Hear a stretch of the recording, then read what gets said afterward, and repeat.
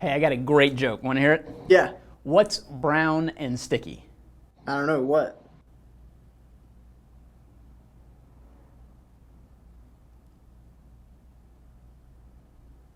A stick.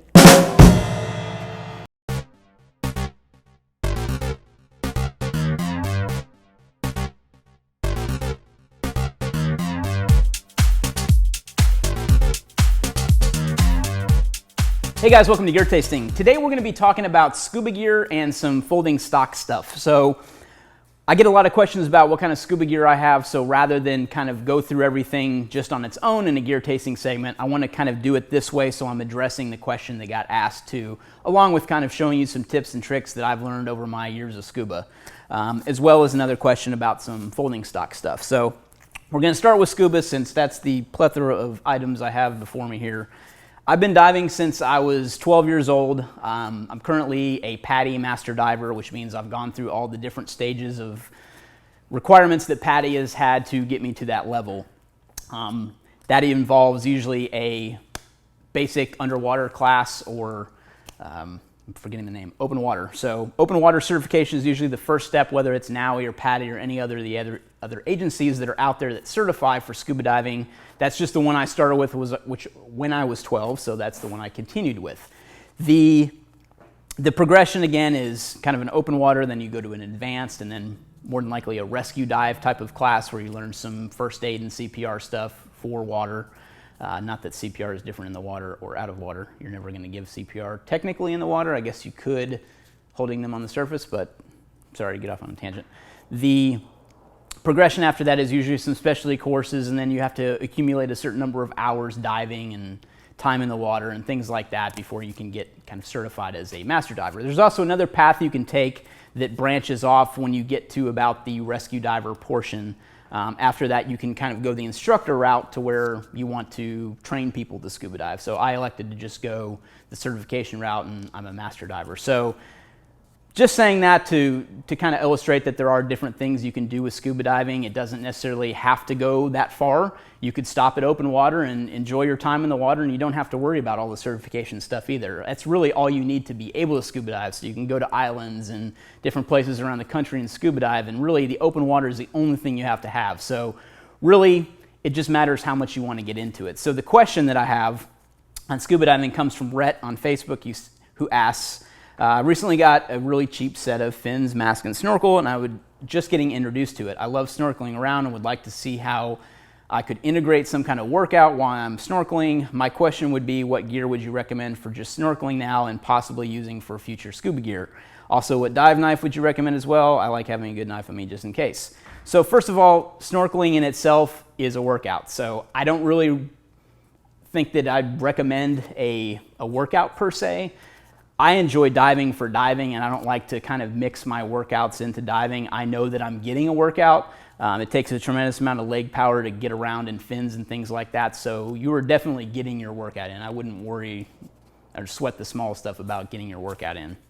As far as your equipment goes, I'll go through kind of what I have and the lessons I've learned along the years with equipment, and one comes back to that old adage of, buy cheap, buy twice. So I would recommend starting out with something that's good quality gear.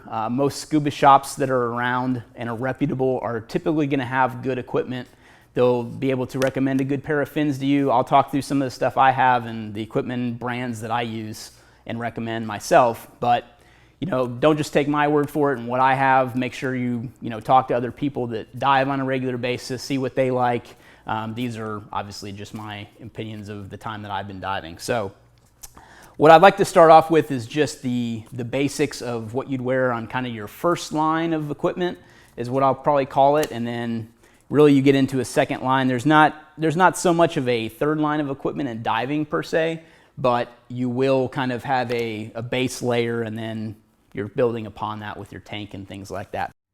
Okay, what I want to start with is wetsuits. So just to kind of start at the base layer here, this is a shorty wetsuit. Usually it's referred to as a shorty because you got short sleeves and short legs, and they're usually lighter weight mils. So wetsuits are measured in mils. So this is a 2 mil wetsuit. It's pretty old, but I still love using it all the time. It's pretty much my go-to wetsuit.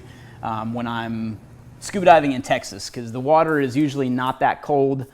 Some of the natural fed springs and quarries sometimes get pretty chilly at depth.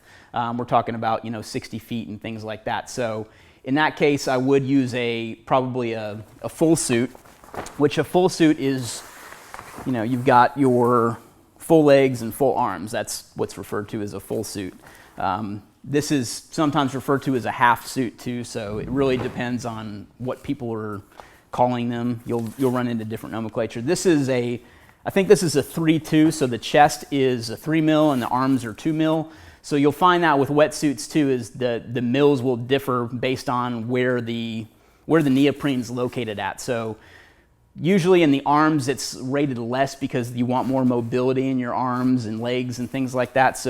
But your core is what you want to keep warm, so usually wetsuits will have a thicker mil right around the chest area and things like that. So usually I have those two wetsuits are usually my go-tos. I've also got kind of a thicker, this is kind of a hybrid, so I've got long arms and short legs, and I like this one too because this is about a 4 mil, I believe, 4 or 5. Usually wetsuit manufacturers don't keep their ratings on their wetsuits, so you just kind of have to know when you look at the tag of what you bought and kind of keep track of it. So it's a little tip too, is kind of keep track of your stuff. In the colder weather, colder water, I should say, sometimes I'll wear a hoodie. This is an Excel hood that I've got. Also gloves are great too if it's cold. These are Excel gloves too. Excel is a great brand to look into if you're looking for wetsuits and thermal protection and things like that. I highly recommend looking into those. I think the shorty that I've had forever is like a Sequest. I don't even know if that brand's around. I think I've probably had it for 10 years now. So then when you kind of go from that base layer, I'm going to include kind of the booties into that, and we'll kind of get into fins after that. So the knife that I use is always strapped to my leg. I have these rubberized leg straps that I routed through a SOG Seal Pup. It's a great dive knife. I like it because it's pretty corrosion resistant. I've been diving with this for a long time. You can see that the little snap up here is rusted out, but the blade is perfect. I keep it sharp and keep it well oiled. You can get, let's see if I have it here in my spare parts box. You can get a polishing cloth that I should have, but I don't. You can basically put a lubricant on the blade of the knife too, so that if you're using it around salt water, you can use Vaseline and things like that to actually coat the blade with, so that it will stay a little more protected and won't rust out too. Just another little tip. But that's what I have for a knife. And the other purpose of a knife is not just to cut your way out of things when you're diving if something comes along, but it's also to signal on a tank. So usually using the pommel of a knife, you can rack your tank back here, and that's a great way for an audible signal to be transferred to another diver, because it's really hard to wave your arms around like an idiot trying to get somebody's attention. It's always good to use something like that to signal, and the tank's perfect for that. That's something you'd learn if you were going through a class. So the next kind of element of this is footwear or booties, and these are Excel booties. These are like a 6.5 is the mil rating. These are actually printed right there, so remember that. But these are kind of my colder weather booties. And then I sometimes will use just a neoprene sock. These things are like gold. This is actually a spare pair that I have that I haven't even used yet, because I really love having these things, and they can fall apart if you're walking around quite a bit. So I always like to have a backup pair. That's one thing that I'm going to stress with a lot of this equipment too, is always have backups. So I always carry a spare mask when I go diving, so that if a mask breaks, I have a spare, as well as carrying like a spare mask strap and spare straps for fins and things like that. So, 2 is 1 and 1 is none, and that definitely goes for diving too. Okay, so one last thing that I want to talk about on kind of first line is a watch. I always have a watch on, and typically it's a G-Shock when I'm diving. This is a DW 6900. I swear by these watches. I've been using them for damn near 20 years now, so long time, if not even more. The G-Shock's just a great, dependable all-around watch, and I would recommend not trimming the band on your G-Shock because it'll allow you to fit it around a Wetsuit. I've never had any problems fitting a watch around, or my G-Shock around my Wetsuit, because you really don't want to have the Wetsuit come over your watch. So that's kind of first line. The other thing that we can kind of get into is, I started thinking about it, and really, I guess there is kind of a third line with diving. I would say that mask, fins, and snorkel and a weight belt are kind of the second line, and then the tank is really the third line, or maybe you'd lump the weight belt in with the third line. But I would say that if you had to, in a pinch, thinking about the line stuff, really the way that, line 1, line 2, and line 3 gear would work is that you could still fight with the gear that you have on. So meaning like if you had to ditch your ruck on the third line, you could still get out of there with the equipment you have on a second line, like your LB or load-bearing equipment. So I would think of it like that too in diving, because if you had to ditch your tank, you still at least had your fins on, and you could probably ditch your weight belt at that point too, because there's no point in having weight to get you below the surface if you are surface swimming. So that leads me to fins too, because I would really like to talk about the difference between dive fins and surface fins. There really are two different schools of thought with those. So I'm of the opinion that split fins and fins with vents, so that's a split fin.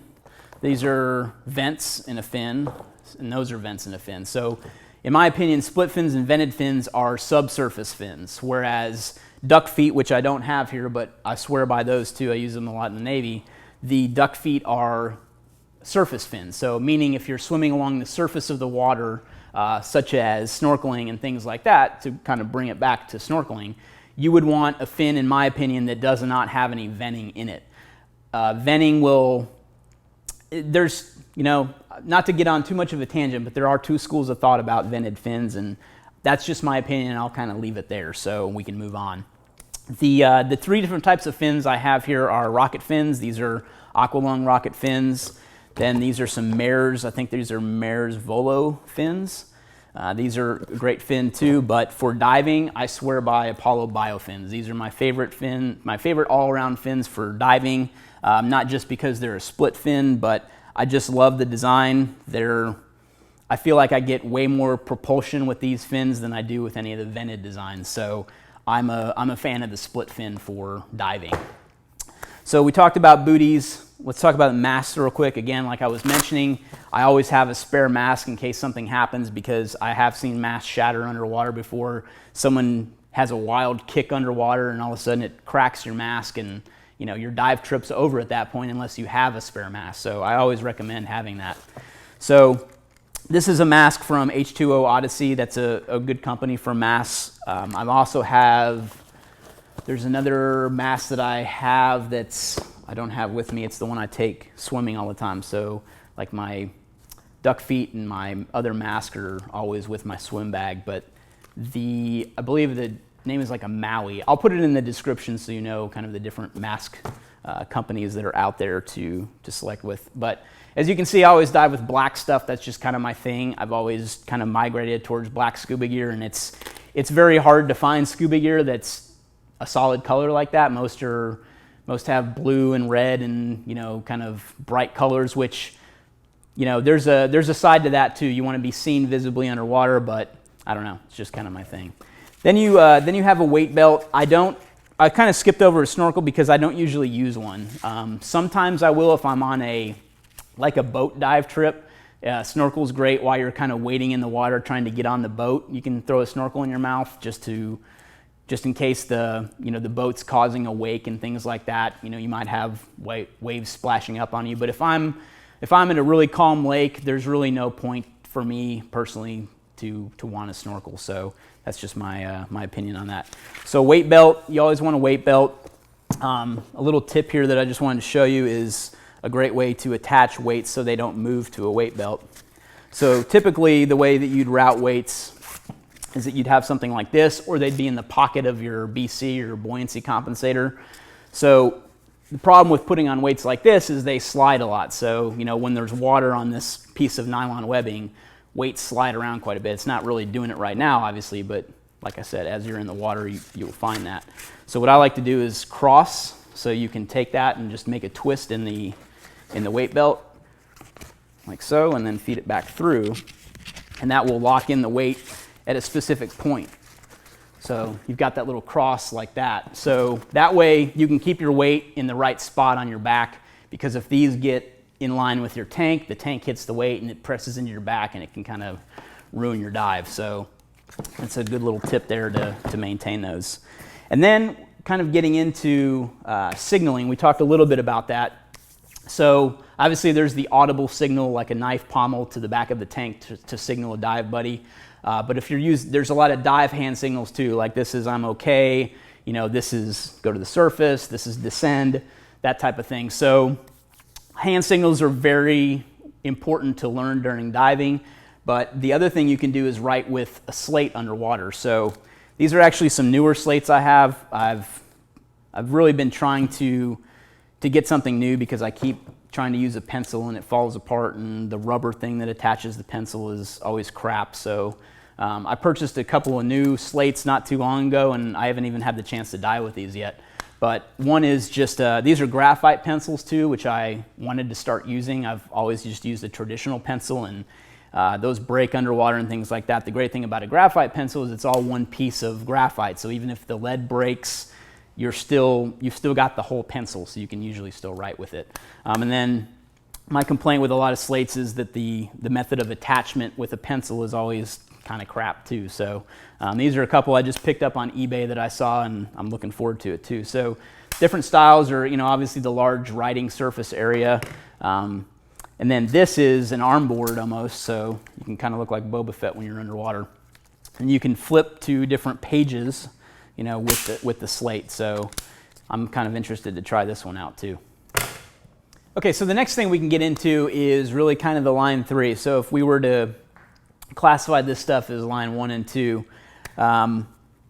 the bridge between line 2 and 3 for me would be kind of the dive belt, because I keep a spare air canister on my dive belt. So rather than run an octopus like most people do from their second, you know, as a second stage, well, second stage is really the regulator that goes in your mouth. First stage is where it attaches on the tank. But some people run an octopus, which is a secondary hose that's still feeding into the same tank to buddy breathe and things like that.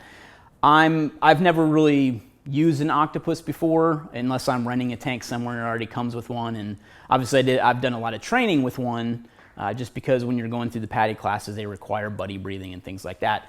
I like the idea of having a spare air source. So meaning that, going back to the 2 is 1, 1 is none thing, if something goes wrong with my tank and I blow something out, now I'm really without air. No matter if I have my regular regulator or a secondary regulator called an octopus from that same tank, I'm still screwed. So I carry one of these and I run this on my belt. So, you know, along with my weight belt, I have this on here, and this is going to a holding clip on my BC, which I'll get into in a second. But so this would also enable kind of the whole first, second, third line thing to really be more effective too, because if I had to ditch my tank, then I would have my spare air source on my belt if I had to, you know, get out of there or something like that. So just kind of thinking along that train of thought, that's kind of why I do this too. So these are made by Aqualung. You can, this is kind of like it's called a HEED bottle, so it's like a helicopter egress device. There's another E in there, I can't remember what it stands for, but at any rate, these things are available on eBay too, but most tanks have a visual inspection certification that they have. These tanks don't necessarily have that. You would probably want to get it hydroed, I think, every 10 years or so like that, but these are a great way to have a spare air source. You need a way to fill them from your main tank too, which I have a little adapter in there, but that's kind of what I use as my spare air source. So just broaching that transition there. So then we would come to kind of the buoyancy compensation element of scuba stuff.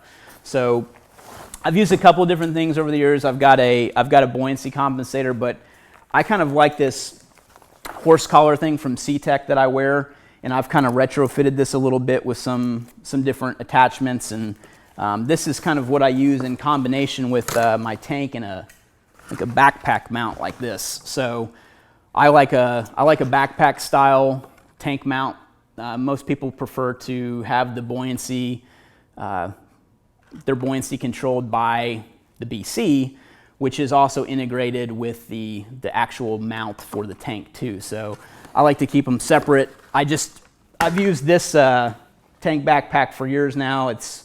I've really never been super happy with it, but I'd like to get a replacement for that one of these days.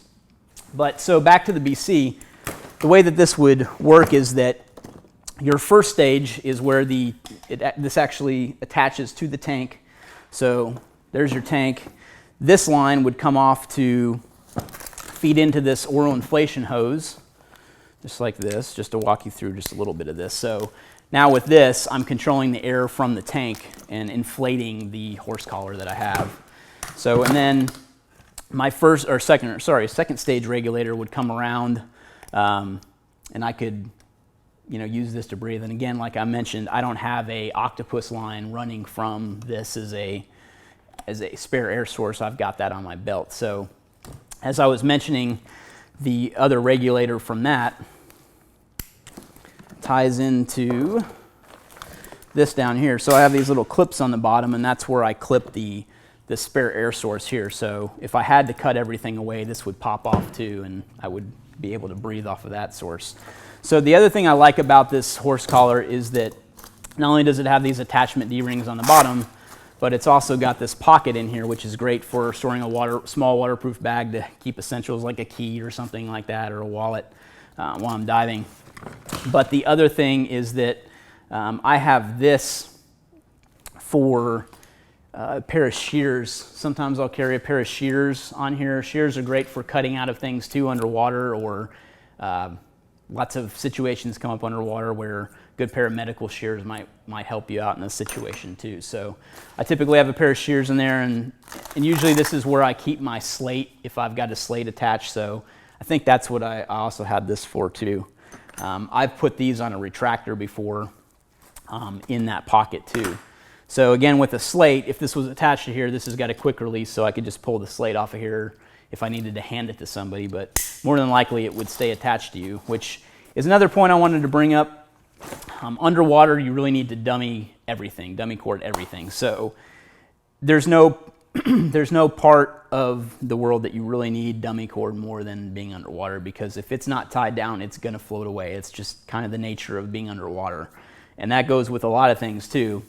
You don't necessarily need to dummy cord your fins, but if a fin falls off, if you don't see it right away, it's gone. So that's really a point I wanted to make with dive gear too. All right, so for dummy cord, you can get some small type 1 paracord, or you can use regular paracord too. Type 1 or dummy cord is just a little thinner, so it might work out for you as well. The other thing I recommend is carrying a tarp with you when you go diving. This is one of the things that I learned a couple years ago, and it's great to lay down, to put all your gear on while you're ditching and donning your scuba gear, so highly recommend that as well. And then, like I mentioned earlier, I've got a spare parts kit that kind of facilitates any replacement that I might have on all my gear, so I've got really kind of replacements of everything, as well as some cleaning equipment too. Some people use toothpaste to put on the inside of their mask to keep it from fogging up. I like Sea Gold gel, that's kind of what I prefer. Then I have some other stuff like CLR and WD-40 for kind of maintenance on some of the things that are exposed to elements. Then more dummy cord and paracord and buckles and rigger's rubber bands and mask straps and fin straps and everything like that I talked through is kind of in that spare parts kit too. So that's just kind of a walkthrough with what I have for scuba gear, and just some basics that I wanted to get through that I've got a lot of questions on in the past. So that's scuba gear. Okay, most of my coffee is gone now. It's been about 2 hours since we were filming the scuba stuff. I got a metal flake in my eye. I should have been wearing eye pro, blah, blah, blah. Started working on guns, and here we are. So to continue with questions over coffee, I wanted to mention we're drinking ground Sport Blend from our friends in New York today. This is milk chocolate and caramelized sugar with a bit of fruit. That's what we're drinking. So the next question comes from Logan P. from Facebook, who asks, PDW stocks versus Law tactical folding stock, pros and cons for each, your personal preference, pound tag gear tasting. Thanks, Logan. So what I have here are two different stocks, and as well as the Law folding stock adapter. that I wanted to just briefly run through. So this is their Gen 3M of the law folding stock adapter.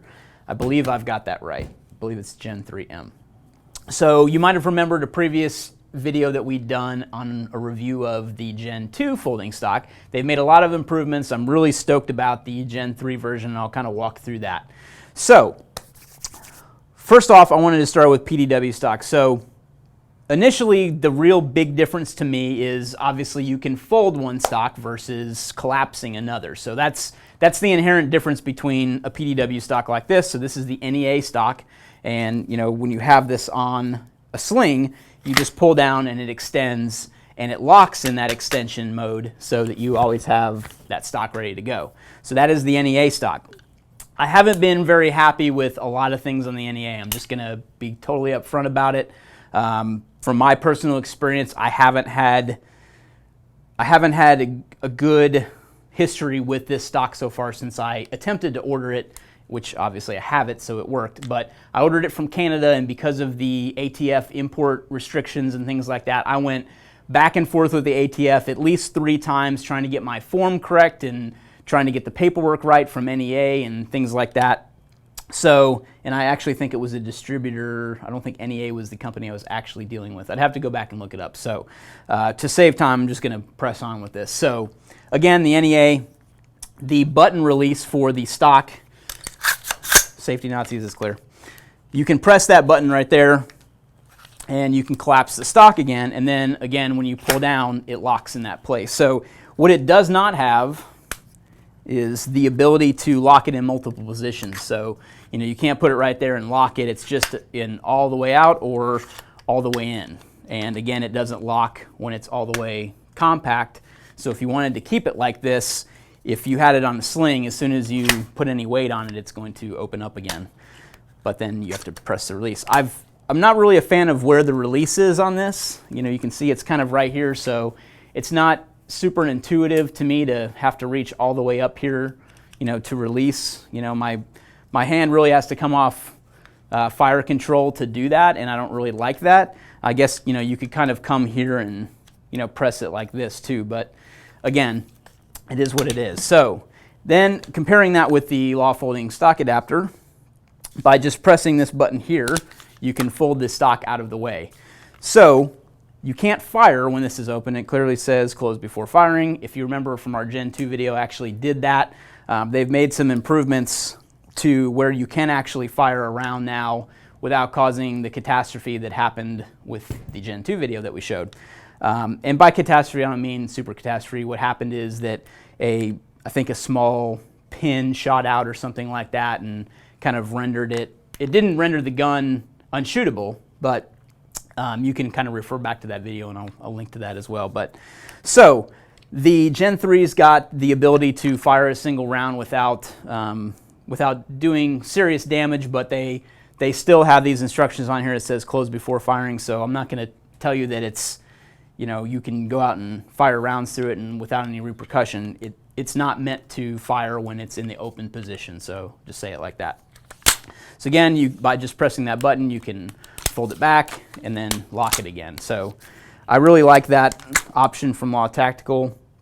The other thing that I wanted to show you real quick is just the difference in size. So if you were to compare both of these kind of at roughly the same spot on the lower receiver, that you'd have about 3 inches of difference between the PDW stock and the law folding stock adapter. So if that 3-inch difference matters to you, once you reach out past that lower, that's the difference from those. So that's another thing I want to point out.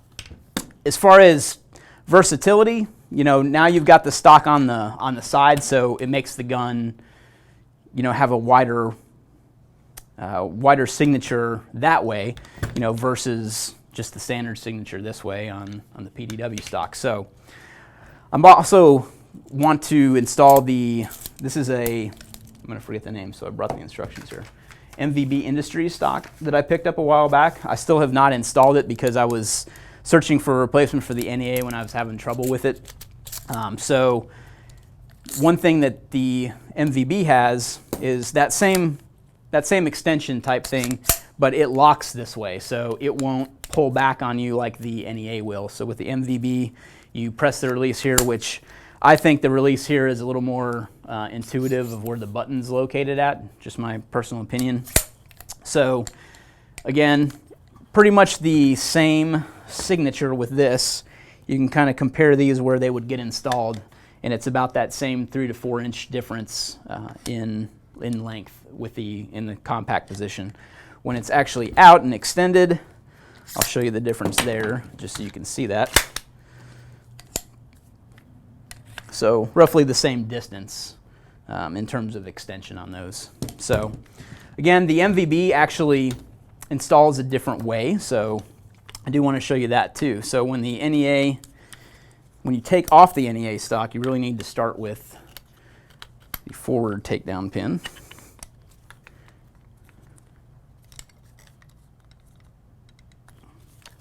I say that,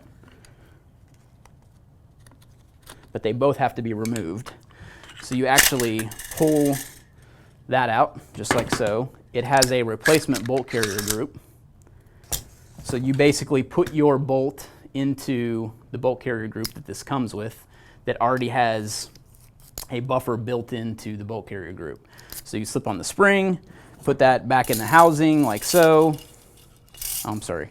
You put this into the upper like so.